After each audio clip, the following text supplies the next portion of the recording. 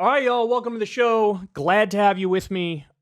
If you are watching this, I am currently on my honeymoon with the one, the only, the lovely, the beautiful, the now my wife, Crystal Ball. So, this was recorded just a little bit before it's being dropped, but I still have a bunch of stuff ready to drop all week. You will not miss out on secular talk. I'm still lingering, even though I'm not physically here at the exact moment.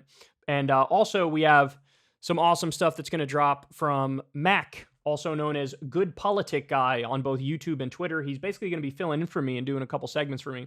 And I highly recommend you guys check out the segments and check out his channel. You know, I would rather have nothing post on the channel than have something from somebody that I feel like is not proper quality and doesn't, closely represent or mirror my views. And the guy's a brilliant dude. I think he does a great job. I think the YouTube algorithm has been very unfair to him. And so it's going to be awesome to have some of his stuff post on this channel. And hopefully you guys not only watch that stuff, but also check out his channel directly because he deserves it. He deserves the views. And you're going to see why, I picked him specifically to fill in while your boy's gone. I should only be gone for about a week, but like I said, still got plenty of stuff that's going to drop. You guys know the drill. You know the deal. Standard shameless plugs. Everybody click like, click subscribe. We're trying to get to that 10 million number, which is the next plaque, which is going to be a really long time, but hey, might as well. And you guys can always listen to the full shows on Spotify. By the way, shows will still drop on Spotify while I'm gone as well. Stuff you haven't heard, myself, some Mac stuff, etc., all that. And remember, support the show on Patreon. You could leave a tip if you click the thanks button below. And support Crystal, Kyle, and friends on Substack. Okay, without further ado, let's go ahead and get into what we got here today. So, Michael Knowles and all the folks over at the Daily Wire, when they're not laughing at the downfall of Steven Crowder, which, by the way, I totally understand. I'm also doing that as well. When they're not doing that, though, what they're doing is saying weird things. Specifically when it comes to trans issues, they're so obsessed with trans issues, they talk about trans issues more than trans people talk about trans issues. And here's Michael Knowles. Sometimes these guys accidentally say the quiet part out loud, and they let their mask clip. They let people know too much, and they're probably embarrassed when they see the implications that go hand in hand with this. So I won't say much more. Let's listen, and then we'll react. Sweet Baby Kazoo says, I hope the guest is Genevieve. Well, today is your lucky day, Sweet Baby Kazoo. My guest is, in fact, Genevieve Gluck, women's rights campaigner, founder of Redux. I'm almost certain that I'm mispronouncing that, even though Redux? You mean Redux? Redux, I think it is. Redux. Why would you say Redux? I don't know. Read the name of this publication 1,000 times. This is what's so embarrassing when you read instead of hear these things. But it is an unapologetically pro-woman outlet focused on gender identity. And Genevieve can shed some light on this phenomenon that frankly, as I've said on the show, I don't even want to look into, because I have been told, and then I've read on different fora that talk about this phenomenon, that there is a kind of pornography that is apparently a driver of the transgender identity that is so perverse that it constitutes a kind of hypnosis where I was watching trans porn for research, and I was like, God, this is so hot. I mean, perverse. And it put me in a hypnosis, a deep, hot hypnosis. I mean, it's bad. It's bad, bro. It's bad. Let's do some more research. Pull up that trans porn. These guys are unbelievable, man. They are unbelievable. Phenomenon that frankly, as I've said on the show, I don't even want to look into, because I have been told, and then I've read on different fora that talk about this phenomenon, that there is a kind of pornography that is apparently a driver of the transgender identity that is so perverse that it constitutes a kind of hypnosis where he admits he's on various forums reading about this. He just said it. What on earth would compel you to be like, man, let's read about people who are addicted to trans porn or whatever on the forum? Why would you be there? Why would you? What is it? I don't understand. You know how many times I've been to a forum like that?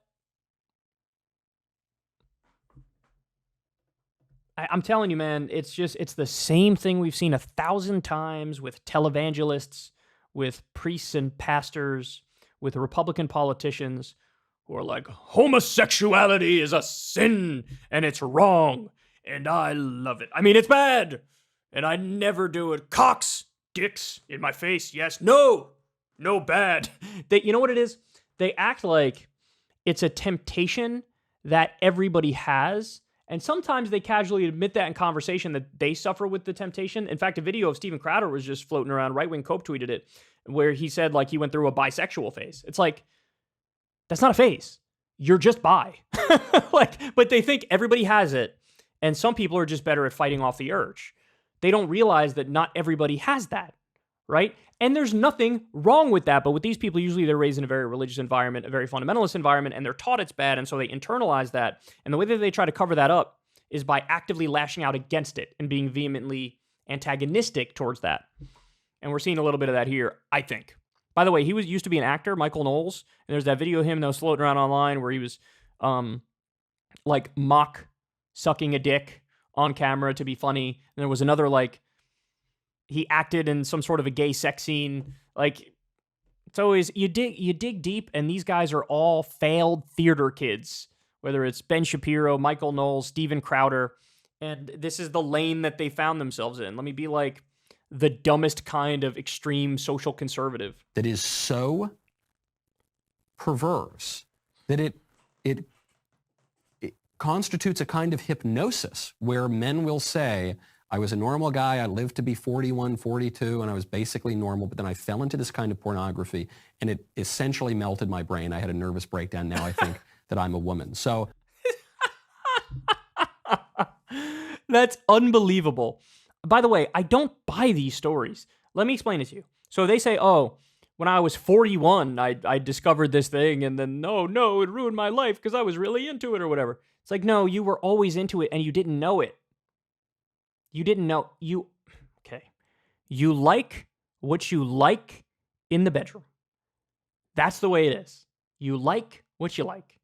And so these guys, when I was 54 years old, I got this new thing I was into. No, you were always into it, but you didn't know it. And then when you opened the door to that a little bit and you saw it, that's why you were all in for it. You know what I mean? Like, obviously you were predisposed to liking whatever that thing is. And that's what these guys don't grapple with. And this is why they want to control everything. Because, hey, if you ban trans people from existing, you ban trans porn, then nobody's going to be enticed by it because it doesn't exist. No, but there will always be people who are gay. There will always be people who are trans. There will always exist. You could try to cover it up and leave it to beaver the nation as much as possible. That doesn't mean that you've actually changed anything. Just now people are more repressed, more in the closet, more struggling, right? So I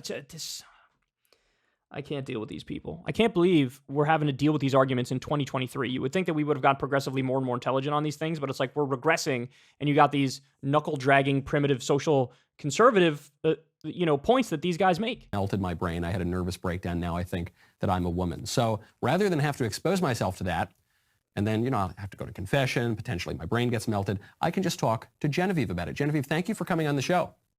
Lord only knows what this woman's all about, but I mean, these people are so obsessed with this issue, so obsessed. And you would think that they would have learned from the midterms where it's like they were all in on this and it didn't work, that they'd readjust. But no, they've genuinely they've self-radicalized. And you're seeing it more and more. Like, they say things now that they would have never said 5 years ago because it would have been repulsive to normies, right? Like when a bunch of them have said, Michael Knowles, Matt Walsh, just ban transitioning even for adults. They never would have said that 5 years ago because they would have realized, hey, we're alienating normies because most people probably, whatever, as long as you're not hurting anybody, do whatever the hell you want.